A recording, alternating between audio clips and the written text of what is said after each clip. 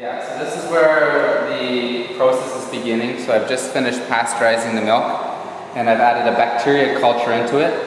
And right now the milk is about 32 degrees Celsius, and the bacteria culture that I added is starting to grow.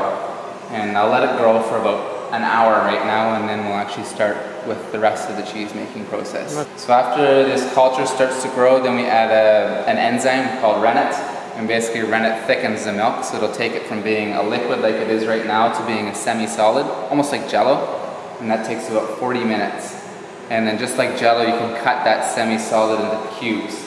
And so with these knives that you see down in the milk here, they'll also cut it up into little pieces.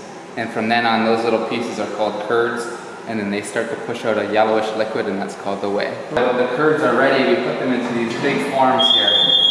So these forms are actually for the hand-egg cheese. It's the hard cheese. And from a cheese vat of 1,500 liters, I can make 6 of these big wheels. And these are kind of typical for a lot of Swiss mountain cheeses. You always get these big wheels of cheese for that. This tank here is full of salt water. So all cheese has to be salted. So the way I salt most of my cheeses is we dump them in this salt water tank. So these cheeses here that are just been pulled out this morning, they would have been in the salt water for about 2.5 days. And through that period of time, the salt slowly gets absorbed into the cheese. And that's to help cure it and to help add flavors to it. And then after the salt water, it gets moved on into the aging room, where it's got to stay for the next month to a year. Wow. That's a lot of cheese, Shep. That's a lot of cheese. So you can see there's basically the 3 types of cheese here. The Five Brothers cheese, this is our most popular, so you can see a lot of wheels of that one. Right now I'm aging it for about 6 months, and you can see there's this brownish, orangish brownish coating on the outside.